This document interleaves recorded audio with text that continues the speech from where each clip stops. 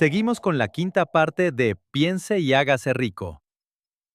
Hoy aprenderás sobre la planificación organizada y el arte de tomar decisiones con firmeza. Encuentra todas las partes anteriores y siguientes en el canal. Avancemos juntos.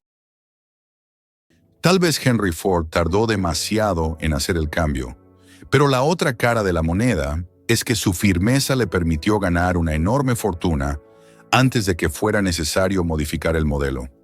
No cabe duda de que su costumbre de tomar decisiones definitivas llegó a la obstinación, pero esa misma cualidad es preferible a la indecisión y a la facilidad para cambiar de opinión. Consejos sobre la toma de sus propias decisiones. La mayoría de las personas que no logran acumular dinero suficiente para cubrir sus necesidades suelen ser fácilmente influenciadas por las opiniones de los demás. Estas personas permiten que los periódicos y las murmuraciones de los vecinos afecten sus ideas. Las opiniones son los bienes más baratos que existen en la tierra. Todo el mundo tiene muchas y está dispuesto a compartirlas con cualquiera que quiera aceptarlas. Si usted se deja influir por las opiniones ajenas al tomar decisiones, no tendrá éxito en ninguna empresa, y mucho menos en la de transformar su deseo en dinero. Si permite que las opiniones de otros lo dominen, llegará al punto de no tener deseos propios. Cuando comience a poner en práctica los principios descritos en este libro, guíese por su propio consejo. Tome sus propias decisiones, manténgase firme en ellas.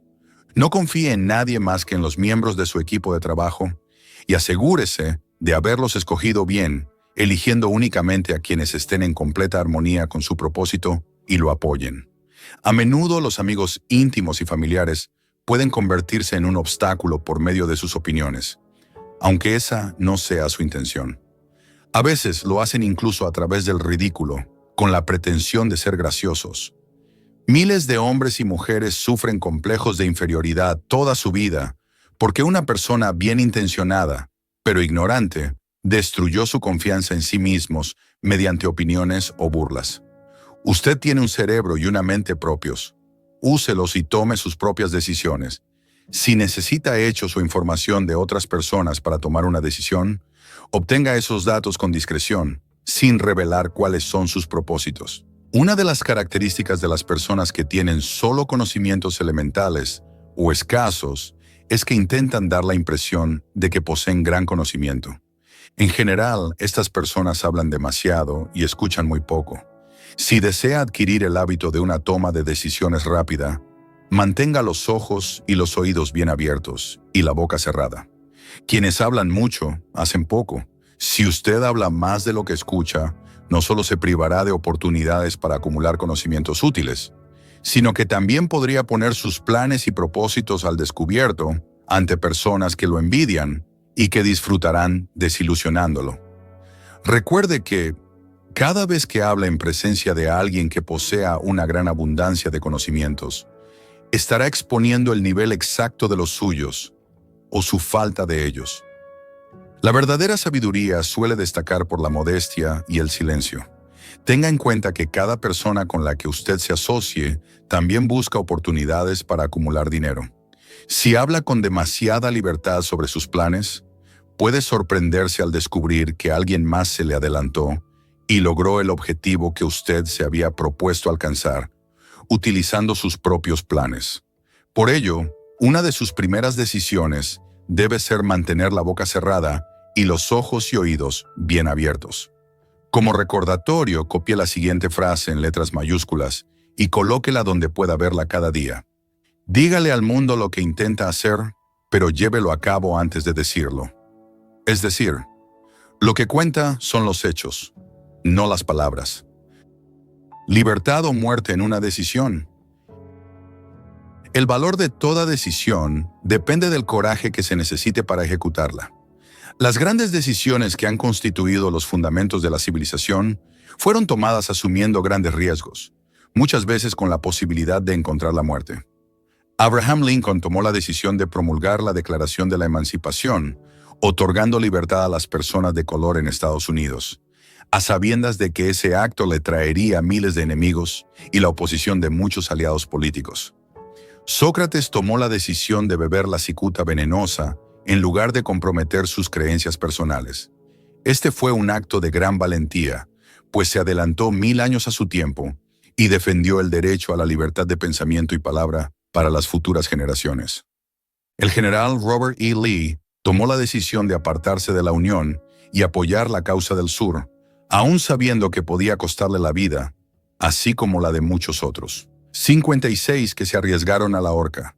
Pero la mayor decisión de todos los tiempos, en lo que se refiere a los ciudadanos de lo que más tarde sería Estados Unidos, se tomó el 4 de julio de 1776 en Filadelfia, cuando 56 hombres estamparon sus firmas en un documento que, como bien sabían, aportaría la libertad a todos los norteamericanos o los dejaría colgados de una cuerda por el cuello.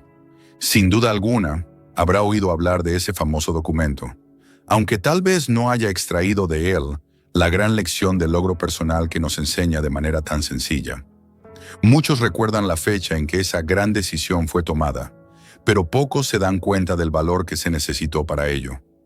Recordamos la historia tal como nos la enseñaron. Recordamos las fechas y los nombres de los hombres que lucharon.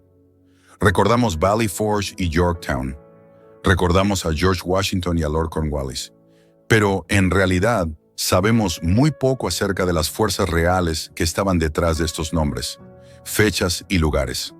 Y sabemos aún menos sobre ese poder intangible que aseguró la libertad mucho antes de que los ejércitos de Washington llegaran a Yorktown. Representa casi una tragedia que los historiadores hayan pasado por alto el hacer la más mínima referencia al poder irresistible que dio nacimiento y libertad a la nación, destinada a establecer nuevos niveles de independencia para todos los pueblos de la tierra. Y digo que eso es casi una tragedia, porque ese mismo poder es el que todo individuo debe utilizar para superar las dificultades que se le presenten en la vida y obligar a ésta a pagar el precio que se le pide. El comienzo del poder que condujo a la libertad. Revisemos, aunque sea de manera breve, los acontecimientos que dieron origen a ese poder. La historia comienza con un incidente ocurrido en Boston el 5 de marzo de 1770. Los soldados británicos patrullaban las calles, amenazando a los ciudadanos con su sola presencia. A los colonos no les gustaba ver hombres armados recorriendo sus ciudades. Su resentimiento se hizo cada vez más evidente. Empezaron a expresar su descontento abiertamente, arrojando piedras y profiriendo insultos contra los soldados que patrullaban. Finalmente, el oficial al mando dio la orden: ¡calen bayonetas! ¡Carguen! La batalla que comenzó en ese momento provocó la muerte de muchos y dejó a otros heridos. El incidente desató un resentimiento aún mayor, al punto de que la Asamblea Provincial, compuesta por colonos importantes, convocó una reunión con el propósito de tomar una acción concreta. Dos de los miembros de esa asamblea fueron John Hancock y Samuel Adams. Ambos tomaron la palabra y hablaron con valentía, declarando que debían organizar un movimiento para expulsar de Boston a todos los soldados británicos. Debemos recordar que esa fue una decisión que surgió en la mente de dos hombres, lo que podemos considerar el principio de la libertad que todos disfrutamos ahora en Estados Unidos. Tampoco podemos olvidar que la decisión de estos dos hombres exigía fe y coraje, porque entrañaba grandes peligros.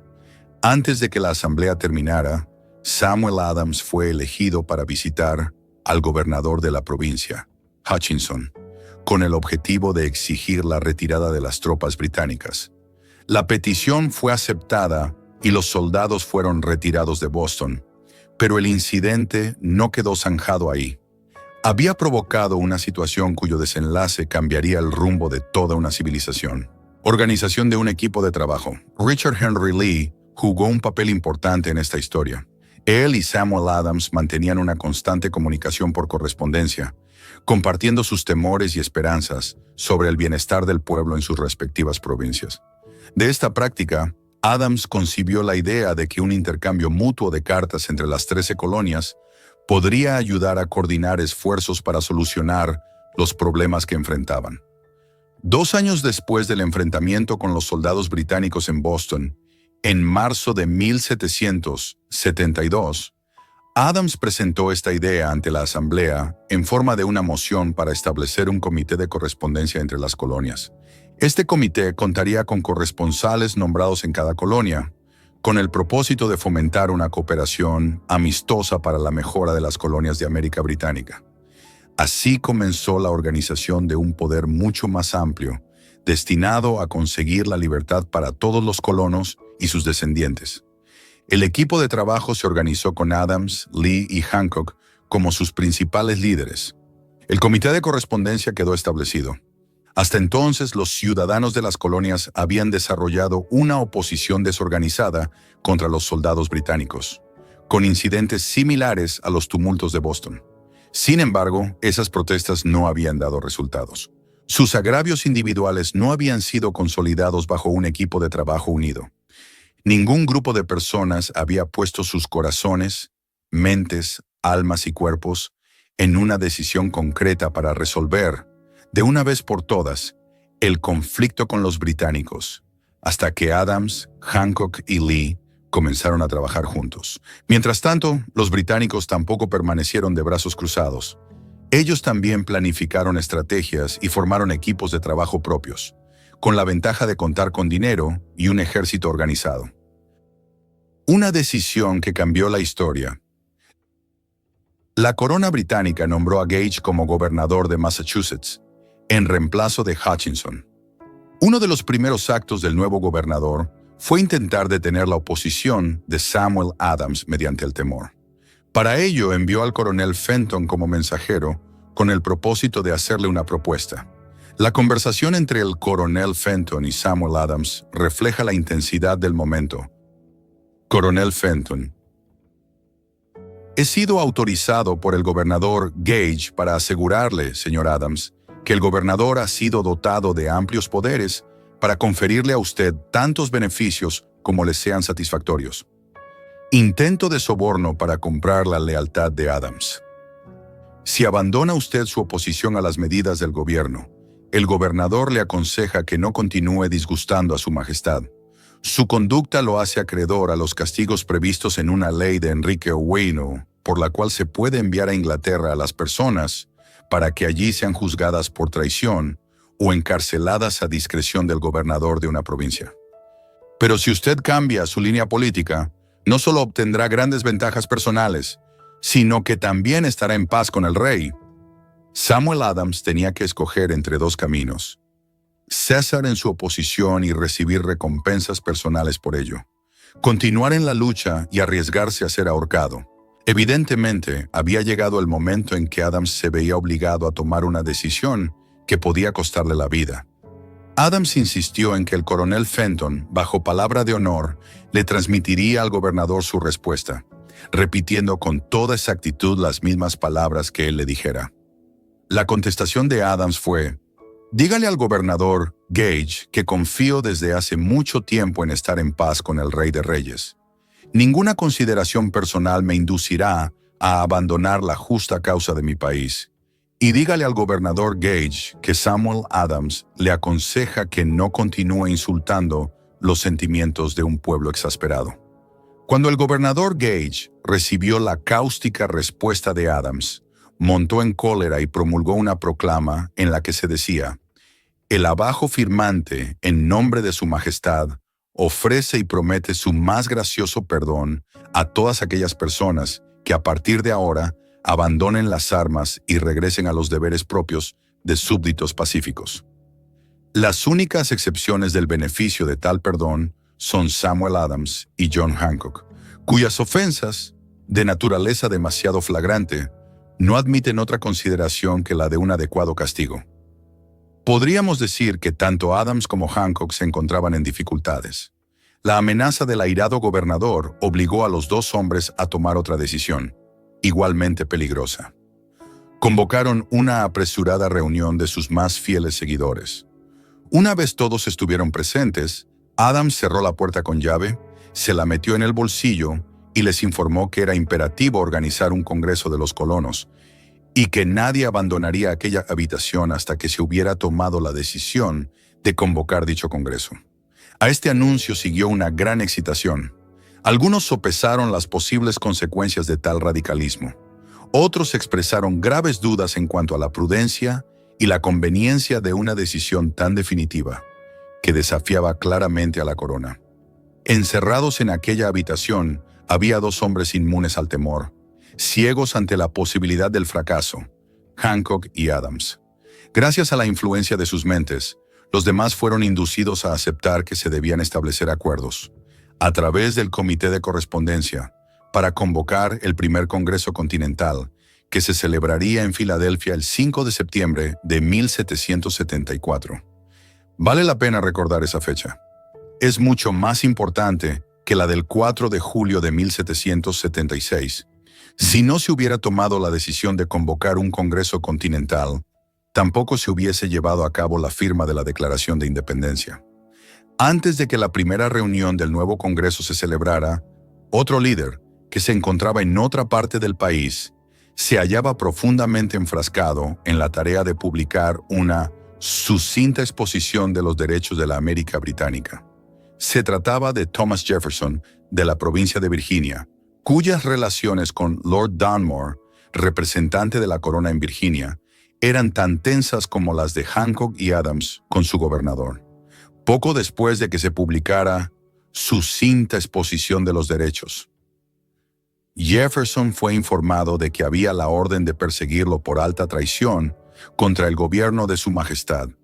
Inspirado por la amenaza, uno de los colegas de Jefferson, Patrick Henry, expresó con claridad lo que pensaba y concluyó sus observaciones con una frase que se ha hecho clásica desde entonces: si esto es traición, que sea la mayor de todas.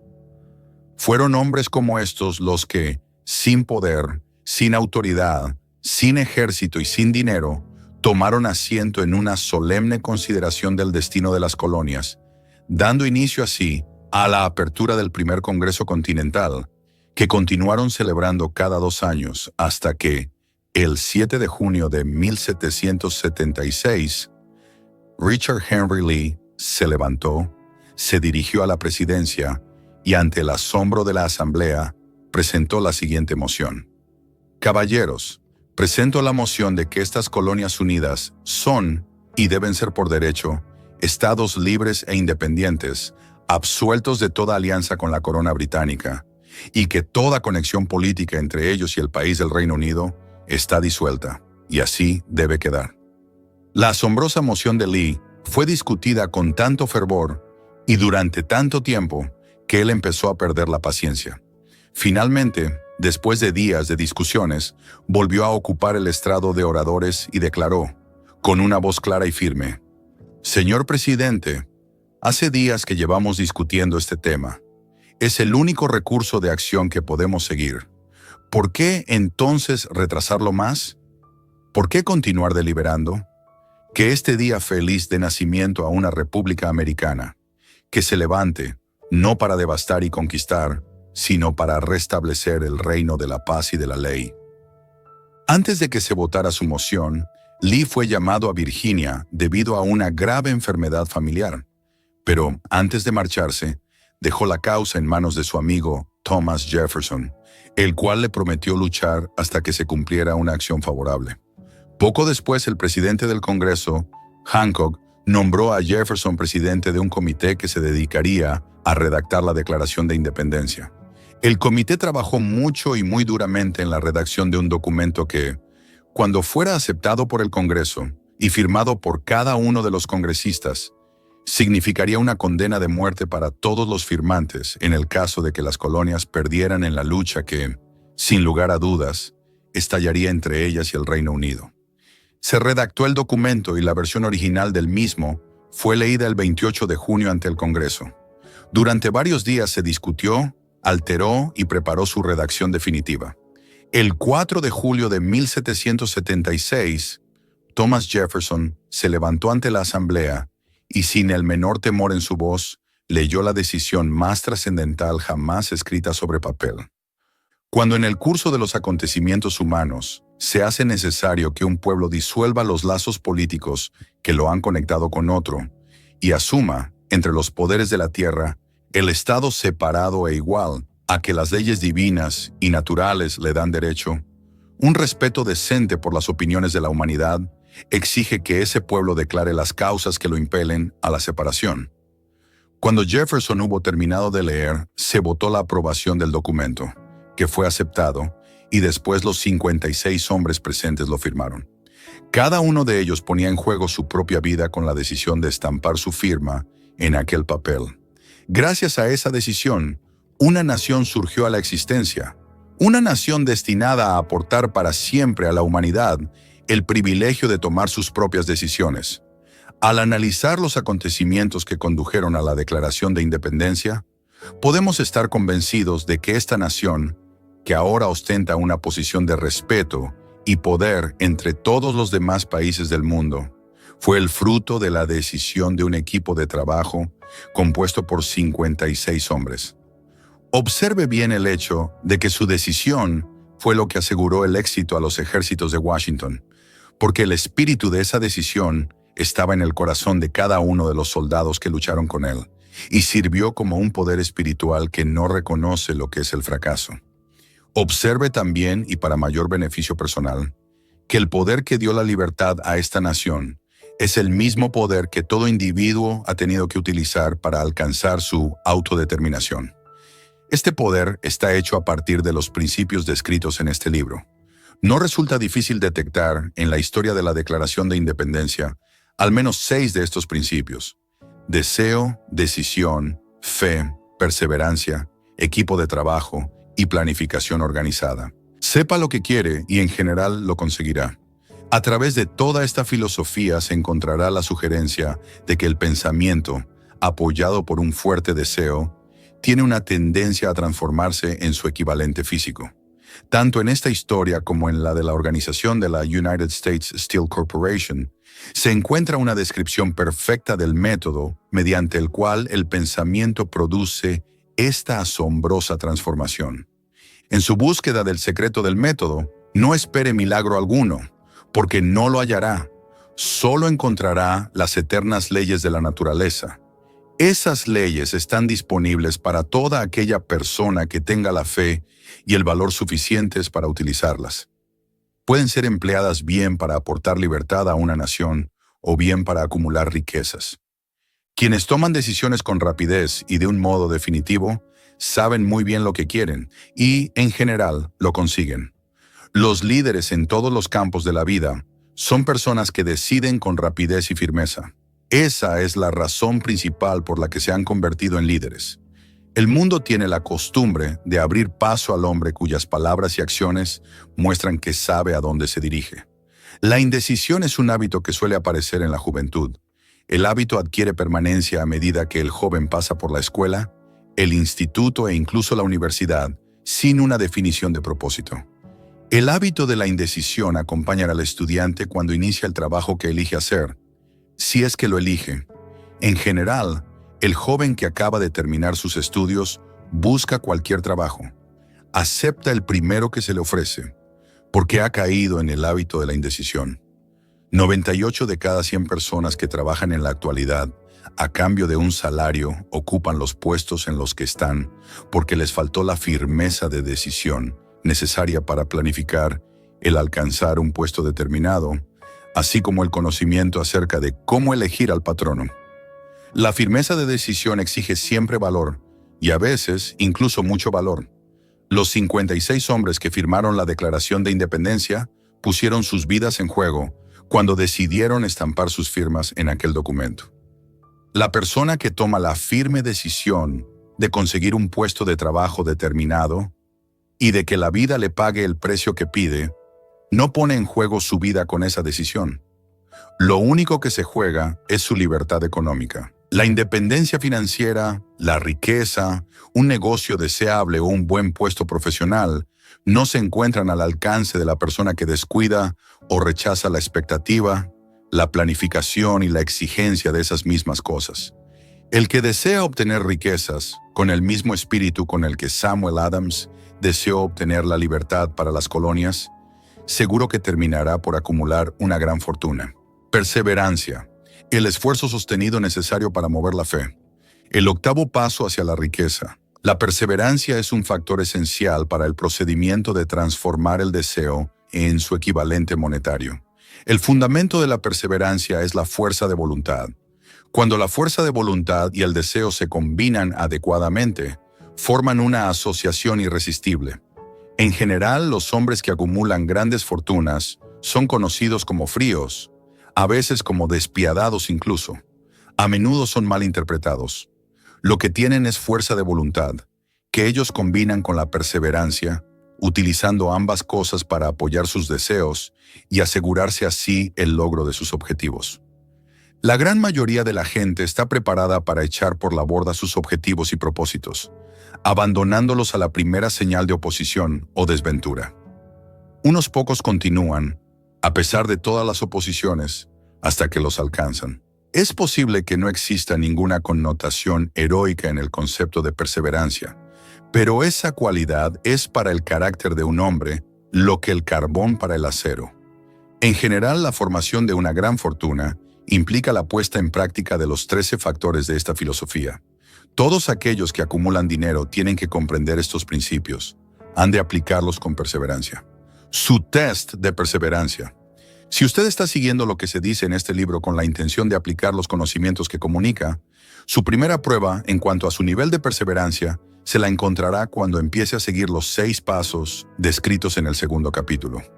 A menos que usted sea una de las 2 personas de cada 100 que ya poseen un objetivo marcado que se esfuerza por alcanzar, así como un plan definido para conseguirlo, puede leer las instrucciones y continuar después con su rutina diaria, sin llegar a cumplir nunca esas instrucciones. La falta de perseverancia es una de las grandes causas del fracaso. Es más, la experiencia con miles de personas ha demostrado que la falta de perseverancia es una debilidad común a la mayoría de las personas. Se trata de una debilidad que puede superarse mediante el esfuerzo. La facilidad con la que se venza la falta de perseverancia dependerá por completo de la intensidad del deseo de cada cual. El punto de partida de todo logro es el deseo. Téngalo en cuenta constantemente. Unos deseos débiles llevan unos resultados débiles consigo, del mismo modo que un fuego pequeño produce muy poco calor. Si le parece que le falta perseverancia, remédielo construyendo en su interior un fuego mucho más fuerte por debajo de sus deseos. Continúe leyendo hasta el final, y luego vuelva al capítulo 2, y empiece de inmediato a llevar a cabo las instrucciones que allí se dan en relación con los 6 pasos.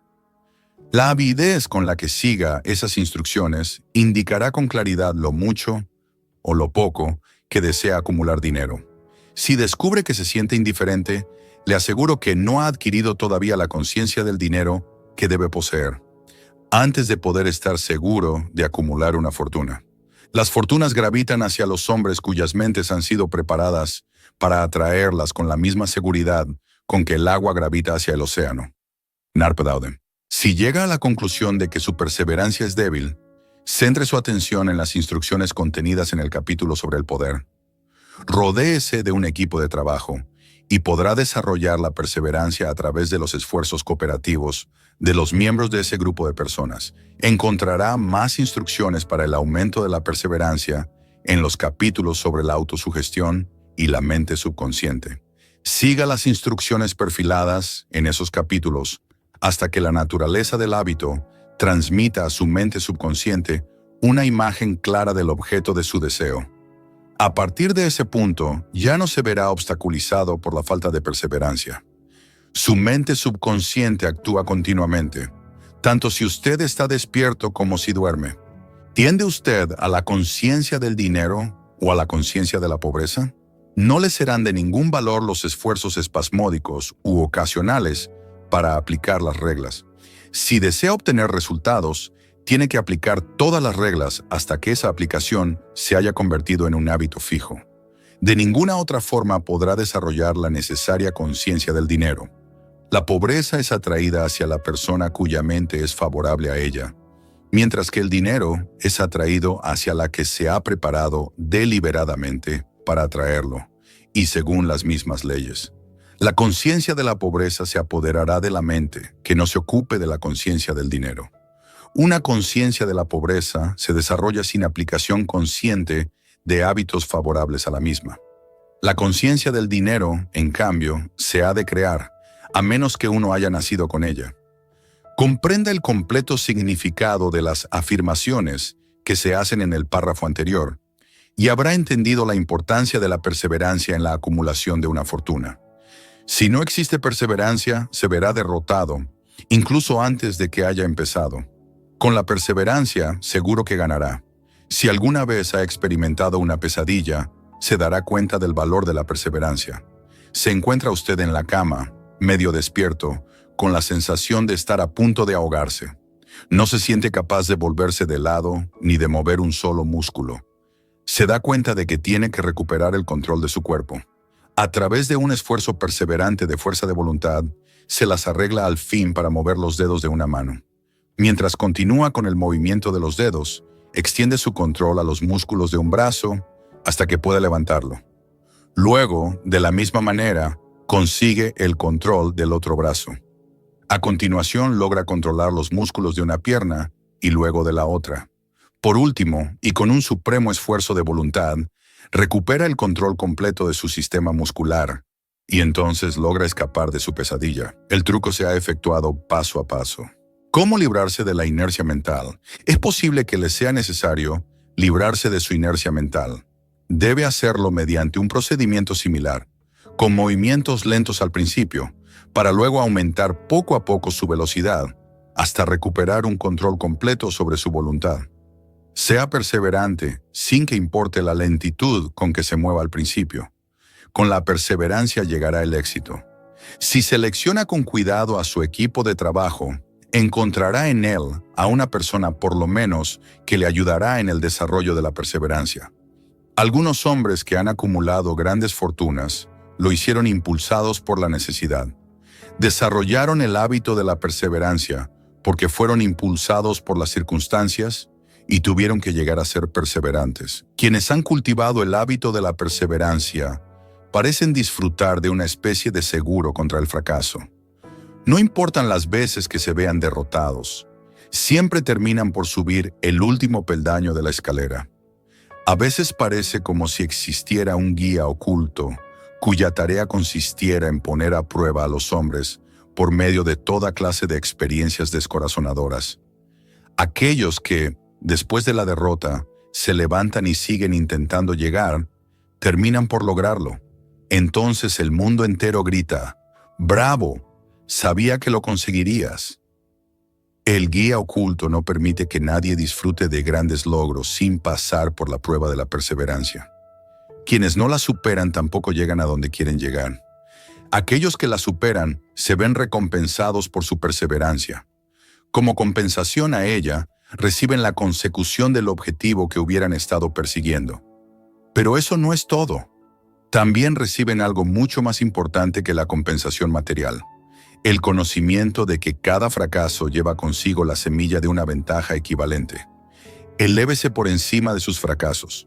Hay excepciones a esta regla. Unas pocas personas conocen por experiencia lo sana que es la perseverancia. Son las personas que han aceptado la derrota solo como algo temporal. Son las personas cuyos deseos se aplican de un modo tan perseverante que la derrota acaba por transformarse en victoria. Los que estamos observando lo que ocurre en la vida, vemos a un número abrumadoramente grande de personas desmoronadas por la derrota, que ya no vuelven a levantarse nunca. Vemos a los pocos que aceptan el castigo de la derrota como una urgencia de hacer un esfuerzo aún mayor. Estos últimos, por fortuna, nunca aprenden a aceptar los reveses de la vida. Pero lo que no vemos, lo que la mayoría de nosotros ni siquiera sospecha que exista, es el poder, silencioso pero irresistible, que acude al rescate de aquellos que siguen luchando frente al desánimo. Si hablamos de ese poder, lo denominamos perseverancia, y lo dejamos tal cual. Pero hay algo que todos debemos saber. Si no se posee perseverancia, no se alcanza éxito notable alguno en ningún campo de actividad. En el momento de escribir estas líneas, levanto la cabeza de mi trabajo y veo ante mí, a menos de una manzana de distancia, el grande y misterioso Broadway, el cementerio de las esperanzas muertas, y la puerta delantera de la oportunidad. A Broadway han acudido personas procedentes de todo el mundo en busca de fama, fortuna, poder, amor o todo aquello que los seres humanos consideran éxito. De vez en cuando, mientras alguien abandona la larga procesión de buscadores, el mundo recibe la noticia de que otra persona ha logrado triunfar en Broadway. Pero Broadway no se conquista ni con facilidad ni con rapidez. Reconoce el talento, sabe distinguir el genio y recompensa en dinero después de que uno se haya negado a abandonar. Solo entonces sabemos que esa persona ha descubierto el secreto de cómo conquistar Broadway, y ese secreto estará siempre indisolublemente unido a una palabra: perseverancia. El secreto se narra en la lucha de Fannie Hurst, cuya perseverancia le permitió conquistar el Gran Camino Blanco. Ella llegó a Nueva York en 1915 para transformar sus escritos en riqueza. Aunque esa transformación no se produjo de inmediato, llegó. Durante 4 años, la señorita Hearst conoció las aceras de Nueva York a través de una experiencia de primera mano. De día trabajaba y de noche confiaba. Cuando el futuro parecía negro, ella no se decía: «Muy bien, Broadway, tú ganas». Antes, al contrario, pensaba: «Muy bien, Broadway, es posible que derrotes a algunos, pero no a mí. Yo te obligaré a que te entregues». Un editor, el del Saturday Evening Post, le envió su 36ª nota de rechazo antes de que ella lograra romper el hielo y consiguiera que le publicaran una historia. El escritor mediocre, al igual que todas las personas mediocres, hubiese abandonado la tarea en cuanto hubiera recibido el primer rechazo. Ella recorrió las calles durante 4 años, porque estaba decidida a ganar. Luego llegó la recompensa. El hechizo se había roto. El guía invisible había puesto a prueba a Fannie Hurst y ella la había superado. A partir de ese momento, los editores recorrieron el camino hasta su puerta. El dinero llegó con tanta rapidez que ella apenas si tenía tiempo para contarlo. Más tarde, la industria cinematográfica la descubrió, y el dinero no llegó en un goteo, sino en oleadas. Brevemente, acaba de leer una descripción de lo que la perseverancia es capaz de conseguir. Fannie Hurst no es ninguna excepción. Allí donde los hombres y las mujeres acumulan grandes riquezas, puede estar seguro de que antes han adquirido perseverancia. Broadway es capaz de dar una taza de café y un bocadillo a cualquier mendigo, pero exige perseverancia de aquellos que apuestan por lo alto. Kate Smith dirá amén cuando lea esto. Durante años ella cantó sin dinero y sin recompensa delante de todo micrófono que le ponían delante. Broadway le dijo: «Ven y consíguelo, si puedes tomarlo». Ella lo tomó hasta que un día feliz Broadway se cansó y dijo: «Ah, ¿de qué sirve? Nunca se sabe cuándo te vas a ir a otro lado, así que di tu precio y ponte a trabajar en serio». La señorita Smith indicó su precio, y era muy alto. Usted puede entrenarse para ser perseverante. La perseverancia es un estado mental y, en consecuencia, se puede cultivar. Como todos los estados mentales, la perseverancia se basa en causas definidas, entre las que se encuentran las siguientes. Definición de propósito. Saber lo que uno quiere es el primer paso, y quizás el más importante, hacia el desarrollo de la perseverancia. Una motivación lo bastante fuerte nos fuerza a superar muchas dificultades. Deseo. Resulta comparativamente fácil adquirir y mantener la perseverancia en persecución del objeto de un deseo intenso. Confianza en sí mismo. Creer en la capacidad propia para llevar a cabo un plan le estimula a uno a conseguirlo con perseverancia. Se puede desarrollar la confianza en sí mismo por medio del principio descrito en el capítulo sobre la autosugestión. Definición de planes. Los planes organizados, aun cuando sean débiles y poco prácticos, estimulan la perseverancia. Conocimiento exacto. La perseverancia se ve estimulada por el hecho de saber que los planes de uno son sanos y que están basados en la experiencia o en la observación. Suponer en lugar de conocer destruye la perseverancia. Cooperación. La simpatía, la comprensión y la cooperación armoniosa con los demás tienden a desarrollar la perseverancia. Fuerza de voluntad. El hábito de concentrar los pensamientos propios en la construcción de planes destinados al logro de un propósito definido conduce a la perseverancia. Hábito. La perseverancia es el resultado directo del hábito. La mente absorbe y se convierte en una parte de las experiencias diarias de las que se alimenta. El temor, que es el peor de todos los enemigos, se puede curar con toda efectividad por la repetición forzada de actos de valor. Todo aquel que haya luchado en una guerra lo sabe muy bien. Haga su propio inventario de perseverancia. Antes de abandonar el tema de la perseverancia, haga un inventario de sí mismo y determine en qué aspecto particular, si es que hay alguno, le falta esta cualidad esencial. Mídase a sí mismo con valentía, punto por punto, y determine cuántos de los 8 factores de la perseverancia le faltan. El análisis puede conducirle a descubrimientos que le proporcionarán una nueva comprensión de sí mismo. Aquí encontrará a los verdaderos enemigos que se encuentran entre usted y un logro notable. No solo hallará los síntomas que indican una debilidad de la perseverancia, sino también las causas subconscientes profundamente arraigadas de esta debilidad. Estudie la lista con sumo cuidado y mírese a sí mismo con honestidad si desea realmente saber quién es usted y qué se ve capaz de hacer. Estas son las debilidades que deben dominar todos aquellos que acumulan riquezas. Fracaso a la hora de reconocer y determinar con claridad y exactitud qué es lo que se desea. Dilación con o sin causa, por lo general apoyada por toda una serie de justificaciones y excusas. Falta de interés para adquirir conocimientos especializados. Indecisión, el hábito de pasar la pelota en todas las ocasiones, en lugar de abordar los temas de frente, apoyada también por numerosas justificaciones.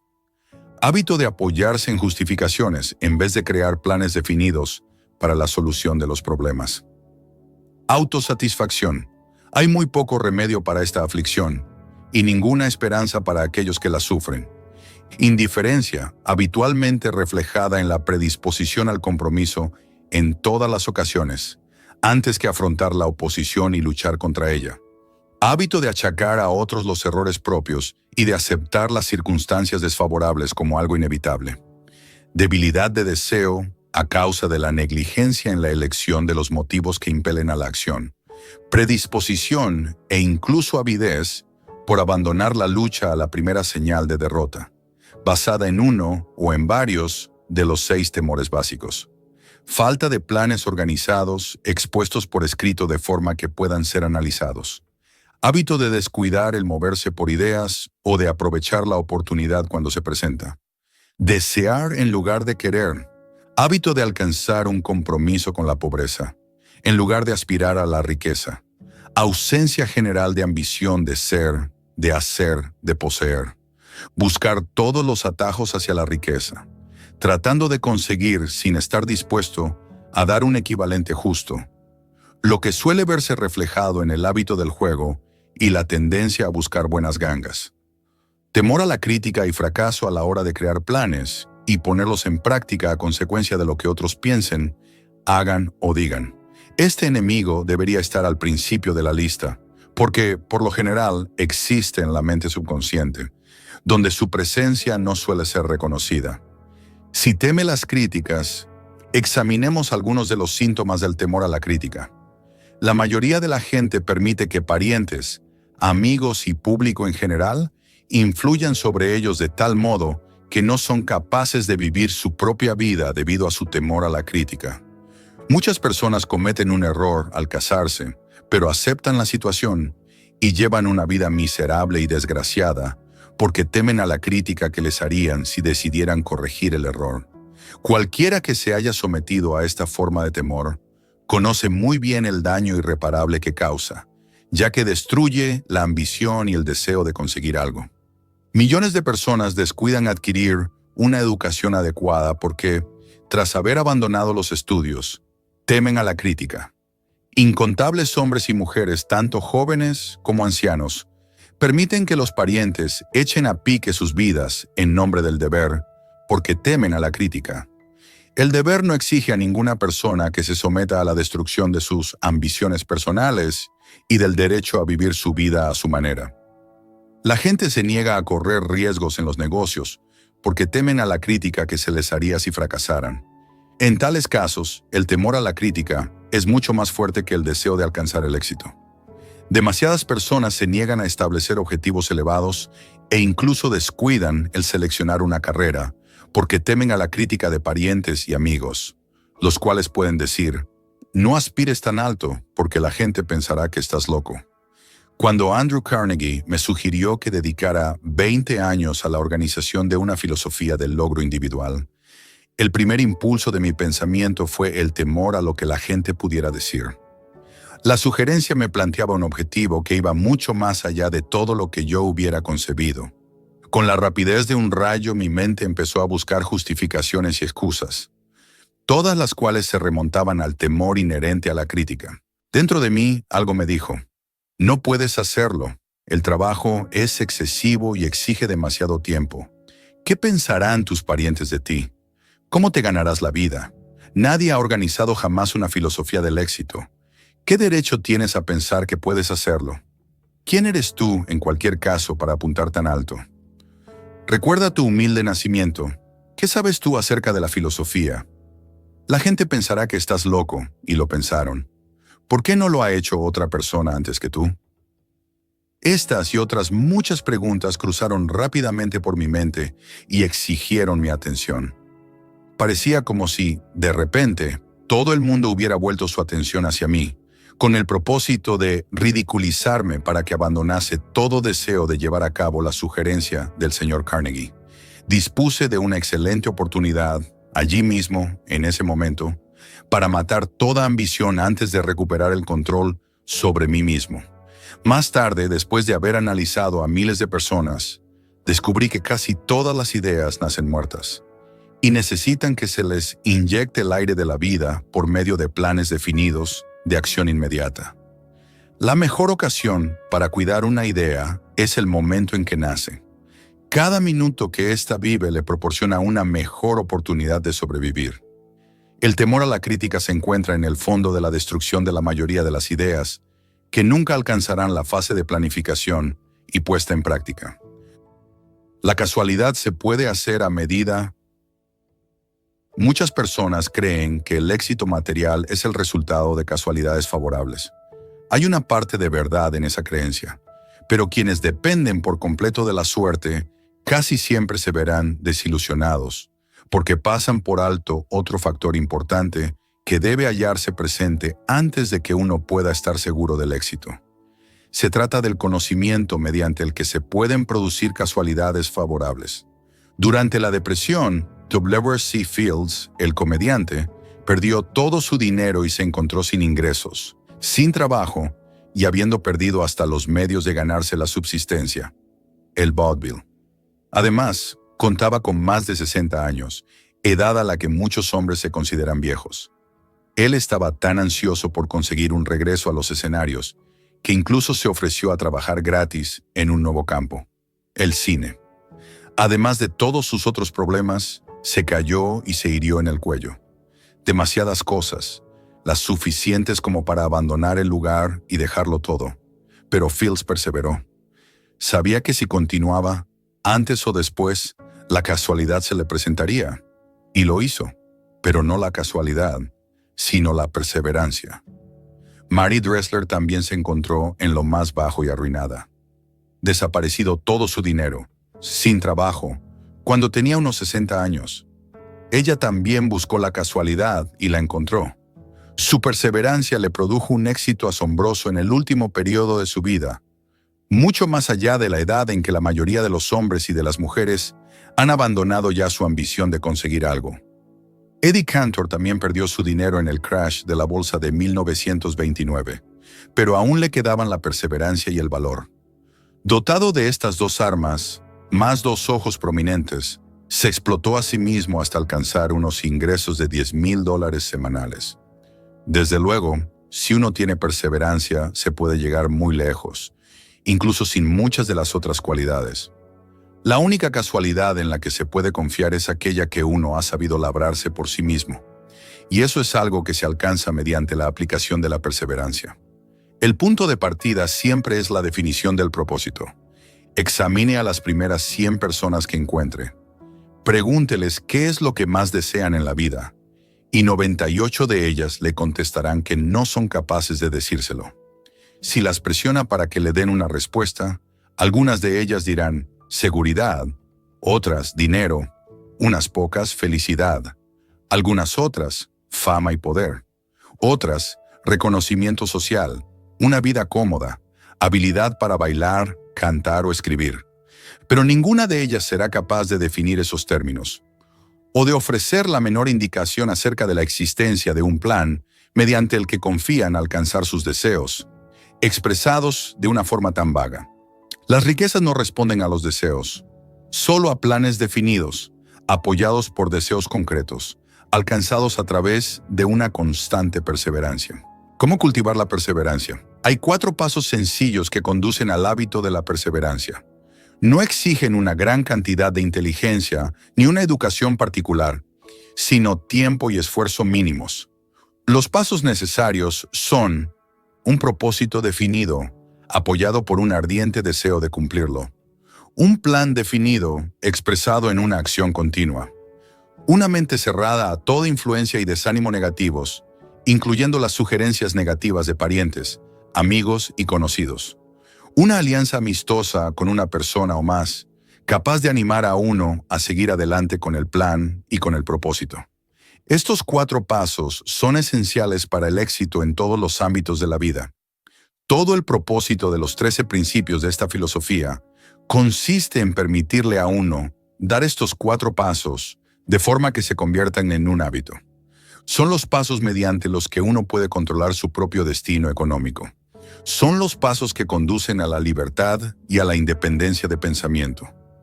Son los pasos que conducen a las riquezas, en pequeñas cantidades o en grandes.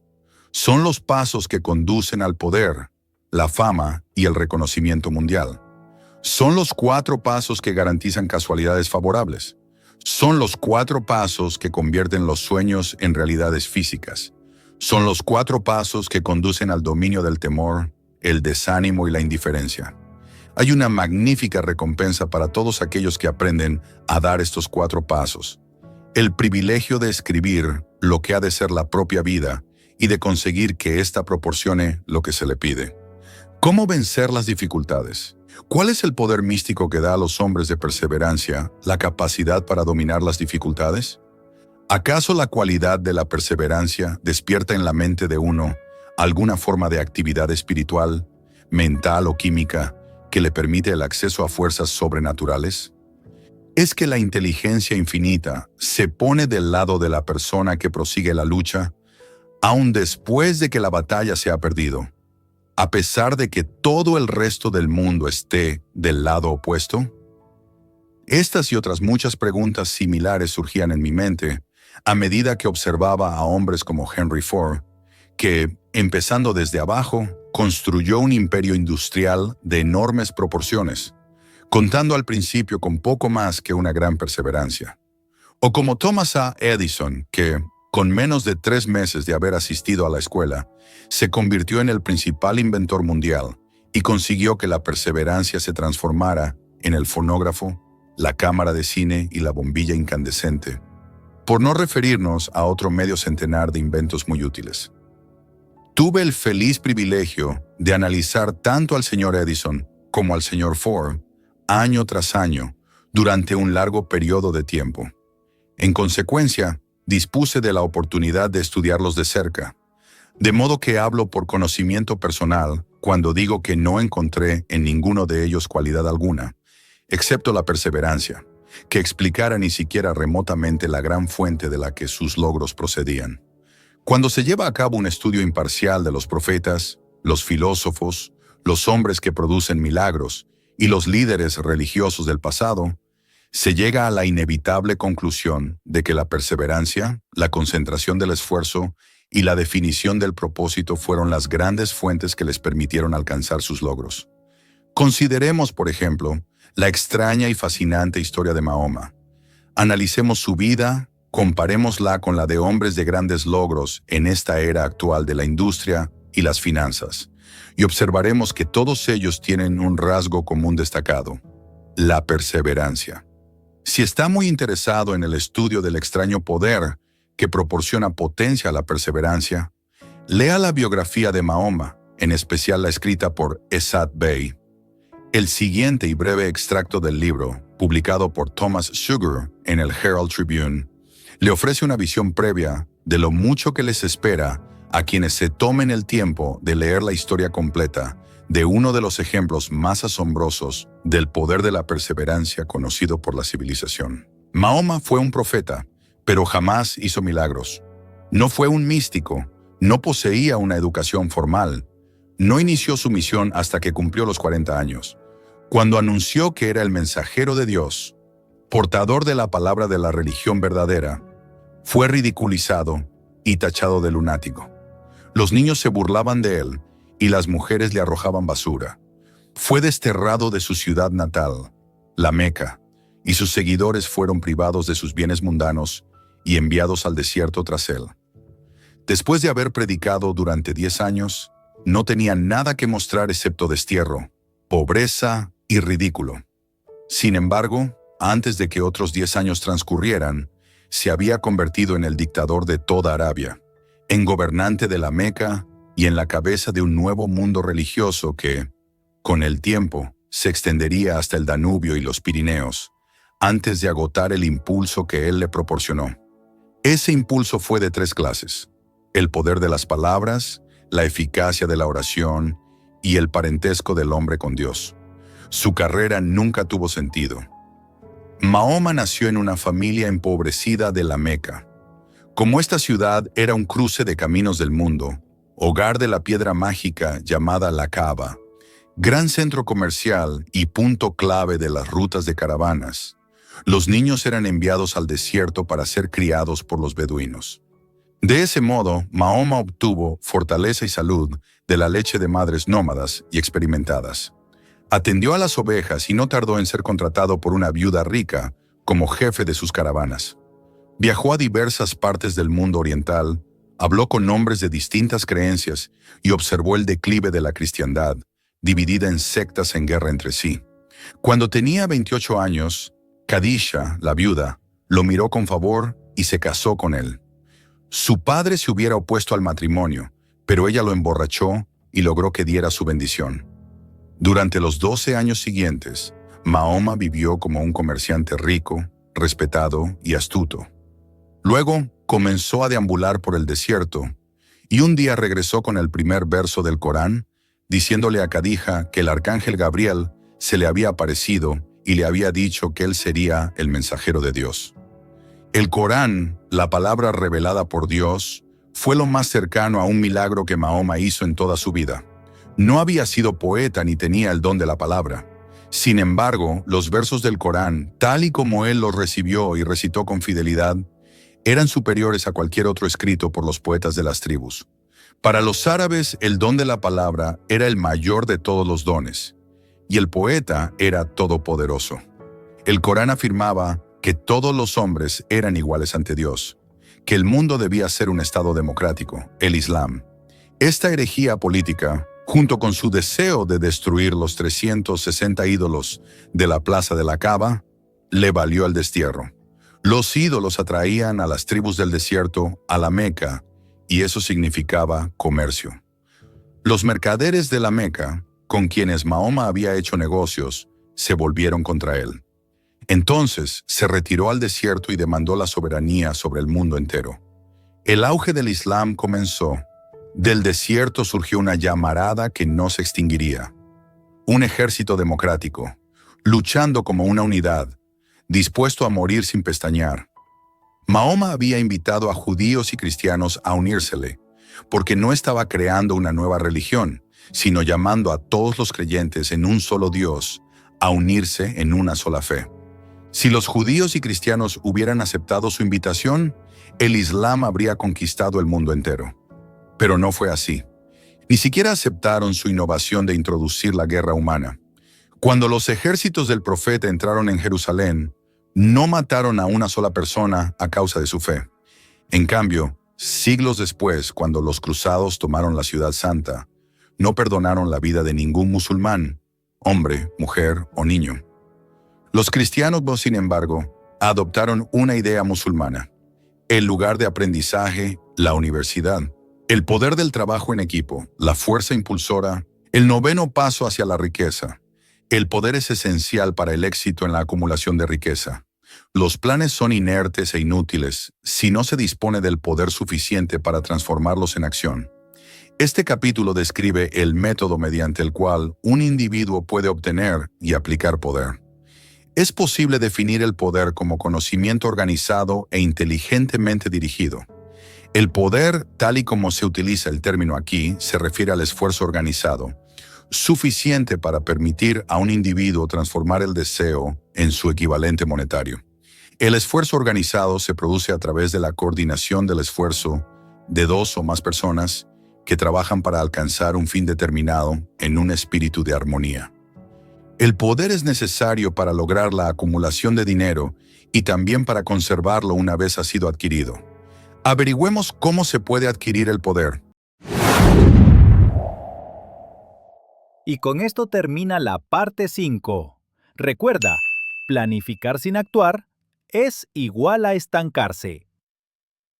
La parte 6 te espera con más claves para tu éxito. ¡Vamos por más!